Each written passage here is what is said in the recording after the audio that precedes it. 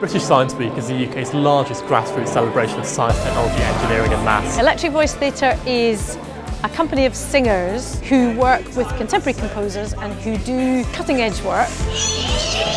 They visited Life Sciences Museum at King's College London and learnt about DNA and crystallography and Rosalind Franklin, and they put all the knowledge they had into pieces of music. Rosalind Franklin. We learnt about Rosalind Franklin, an X-ray crystallographer. We all have different DNAs and identical twins have the same DNA. It gave the kids the opportunity to speak directly to the scientists. If you lived for a very long time, could you have too much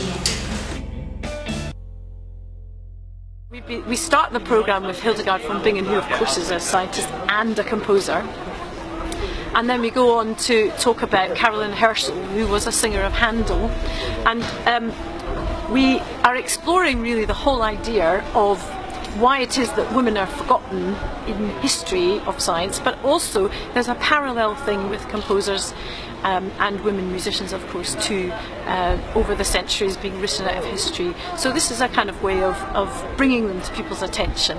And also, of course, singing heightens emotions and all those other things and helps people to remember the repetition and so on. So we felt that it was a suitable medium for that. So some of the women we're exploring, for example, Mary Somerville. Mary Somerville talks about, in her piece, about the 7 dark lines in the solar spectrum. 7 dark lines, 7 dark lines. And we actually have a prism experiment on the stage. And then we have a piece of Cheryl Frances Hode's, which is about Ada Lovelace, who I am working very hard. So she works very hard, working out computer programs at a time when there were no computers. So that's a very interesting one. And then Williamina Fleming, who's a Williamina Fleming, astronomer fée Dundee.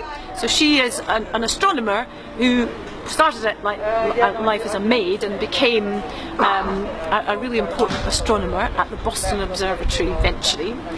And then we have, finally in the programme, we have Jocelyn Bell Burnell, who talks about what it was like becoming a professor of physics. My appointment to the chair of physics at the Open University doubled the number of female professors of physics in the country from 1 to 2.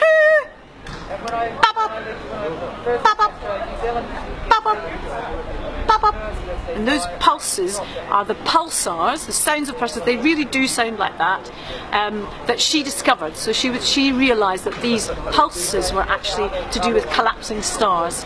And her supervisor, a man, was given the Nobel Prize. And it's probably even rarer to see one with such a distinctive agenda and themes explored. When we first read up on our next award-winning show, we were fascinated to hear that it not only featured the work of contemporary female composers, but that those composers had in turn been asked by the show's creator to take a high-achieving woman, specifically a scientist, as their inspiration for their music. The result is a fun, theatrical, educational and important piece, which our reviewer was truly wowed by. So our penultimate award goes to the show Superwomen of Science.